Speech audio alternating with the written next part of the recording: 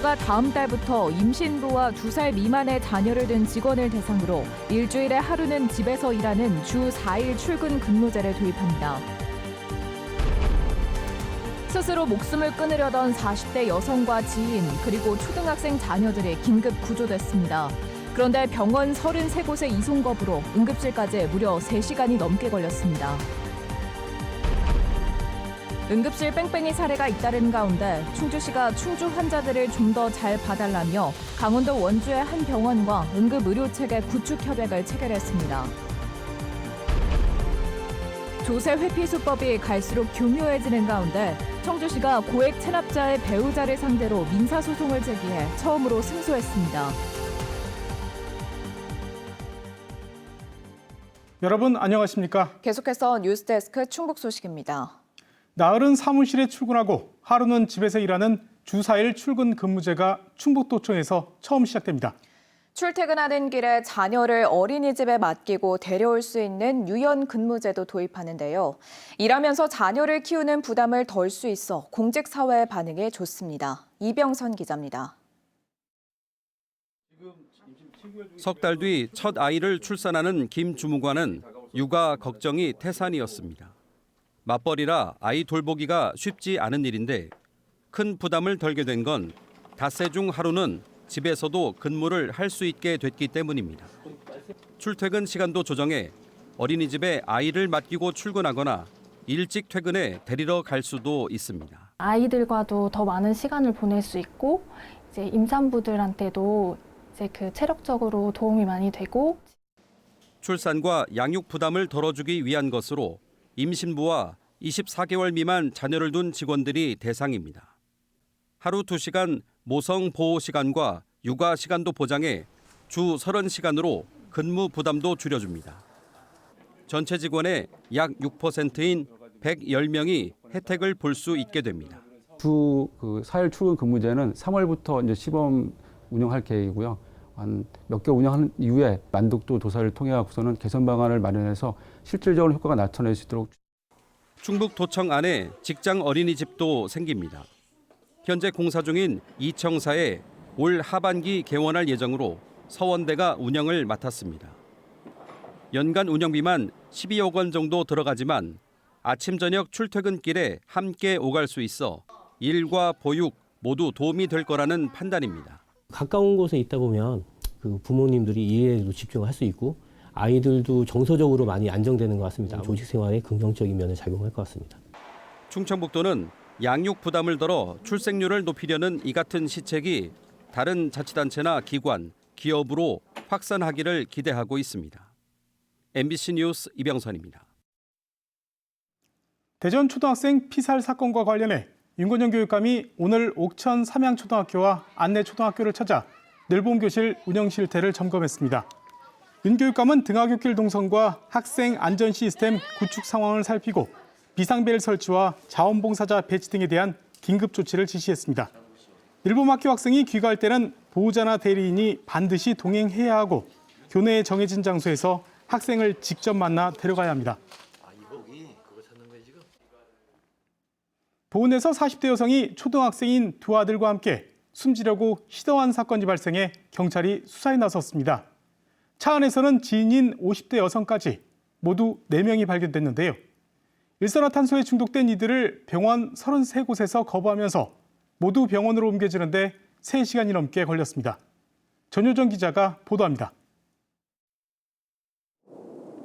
농촌마을에 인적이 드문 한 공터입니다. SUV 차량이 주차돼 있고 경찰 통제선이 둘러져 있습니다. 어제 오후 50대 여성이 부채 문제로 목숨을 끊으려고 한다는 신고가 경찰에 들어왔습니다. 휴대전화 위치를 추적해보니 인적이 드문 이 공터의 차량 안이었습니다. 거기가 지금 폐업한 지가 벌써 오래돼 그래서 거기가 사람 막내가 거의 없는 데죠. 경찰은 공터에 있던 차 안에서 두 여성과 초등학생 2명을 발견했습니다. 모두 의식을 잃은 상태였습니다. 50대 여성과 알고 지내던 40대 여성, 또 40대 여성의 두 초등학생 아들이었는데 일산화탄소에 중독된 상태였습니다. 아무는 숨을 쉬고 게임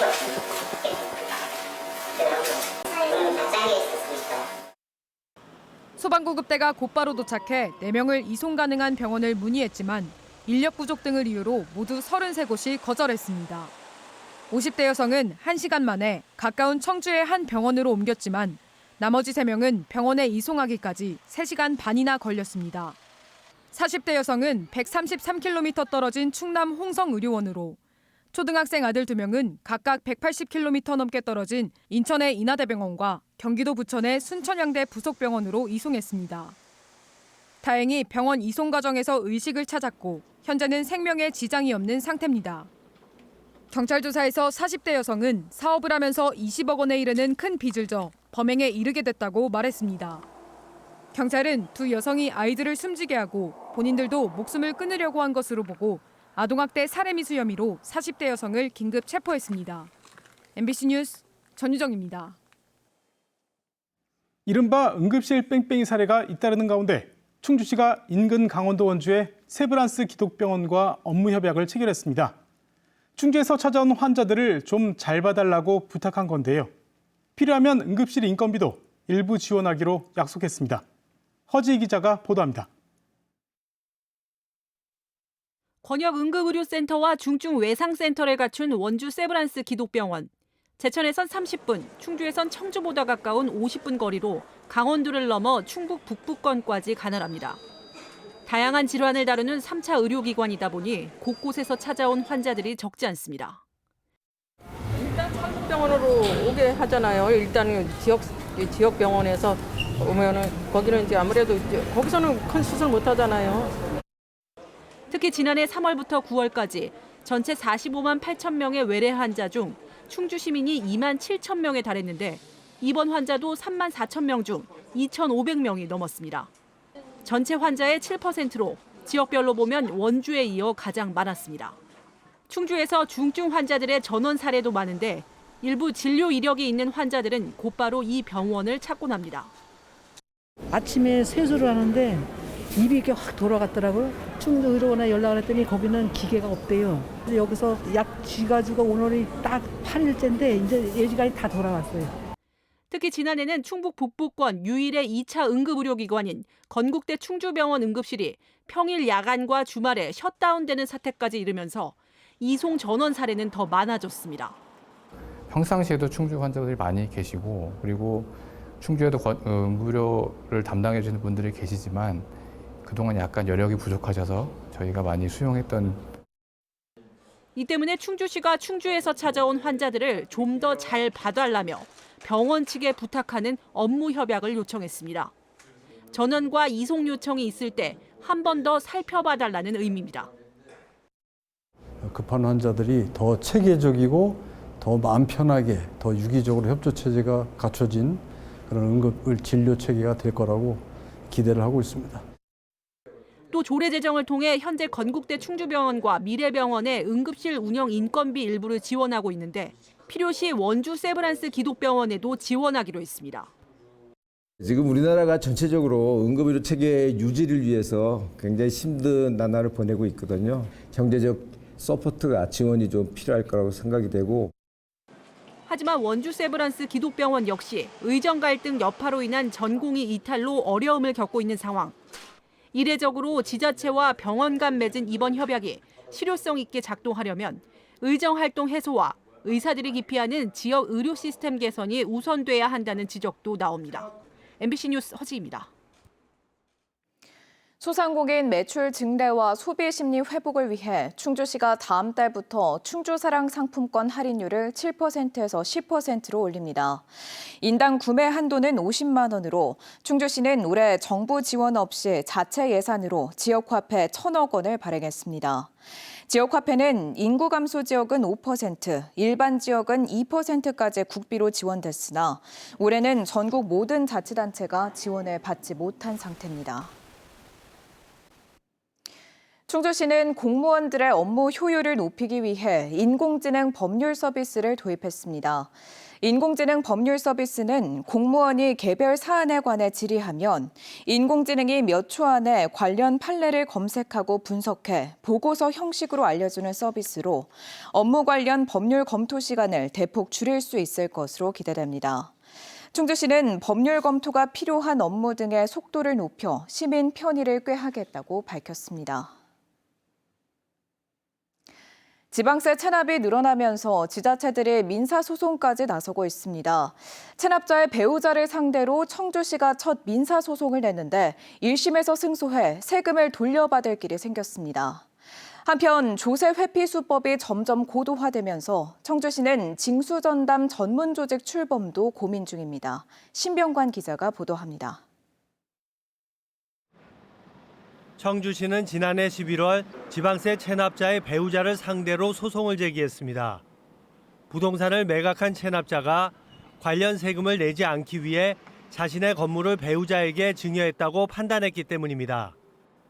소유권을 원상 회복해달라는 민사소송 1심에서 법원은 청주시에 손을 들어줬습니다. 청주시는 승소 판결이 확정돼 해당 건물의 소유권이 채권자에게 다시 넘어오면 압류와 공매 처분을 진행할 예정입니다. 요거를 찾았기 때문에 이렇게 승소를 했기 때문에 없어질 세금들, 징수 못할 세금들을 적극적으로 채권을 확보를 해서 그동안 행정소송은 있었지만 청주시가 체납자를 상대로 민사소송을 건 자체는 처음입니다. 현재 2건의 다른 민사소송도 진행되고 있습니다. 청주시는 가택수색과 번호판 영치 등 기존의 징수활동을 강화하면서 고액 체납자 조사와 법적 대응 수위를 높여가고 있습니다. 부동산뿐 아니라 금융 거래 내역까지 조회하고 상대적으로 다양한 국세 징수 기법도 도입해 나갈 계획입니다. 국세에서 하는 그 징수 기법이 참 다양하게 많이 있습니다. 근데 그게 지방세까지는 아직 전파가 안 된 사례들이 많은데 청주시의 지방세 2월 체납액은 올해 481억 원으로 2년 사이 100억 원 가까이 증가했습니다. 경기 침체와 함께 조세 회피 수법이 고도화되고 있기 때문으로 청주시는 보고 있습니다. 그나마 청주시의 체납 지방세 징수율은 50% 정도로 다른 지자체보다 높은 상황입니다. 늘어나는 체납에 가능한 모든 수단을 동원하는 한편 청주시는 징수 전담 전문 조직 마련도 고민하고 있습니다. MBC 뉴스 신병관입니다. 청주시 한파 응급 대피소가 청주시 의회에서 도마 위에 올랐습니다. 홍순철 시의원은 오늘 본회의 5분 발언에서 청주시가 한파 응급 대피소를 지정했지만 한파 특보 기간 이용 실적은 단 3명뿐이었다며 시민들이 존재조차 알지 못한 결과라고 비판했습니다. 홍 의원은 또 인구 규모가 작은 보은군과 충주시조차 2곳 이상 운영하고 있다며 대안을 마련해야 한다고 주장했습니다.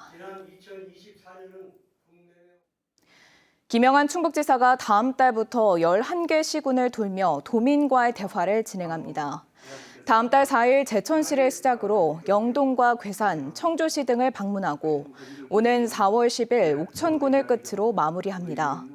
충청북도는 김 지사가 도정 운영 방향을 설명하는 한편 시군의 건의사항을 도정 운영에 적극 반영할 계획이라고 밝혔습니다. 일본 내 한국 화장품 유통사로 구성된 한국화장품협회가 오는 10월에 열리는 오송 화장품 뷰티 산업 엑스포를 지원합니다. 일본 출장 중인 김영한 충북지사와 권용수 한국화장품협회장은 협약을 체결하고 화장품 기업 및 바이어의 엑스포 참여와 국내 기업 연결에 힘을 모으기로 했습니다. 한국 화장품은 2022년부터 일본 화장품 수입 시장에서 프랑스를 제치고 1위를 차지하고 있으며 젊은 층을 중심으로 인기를 얻고 있는 것으로 알려졌습니다.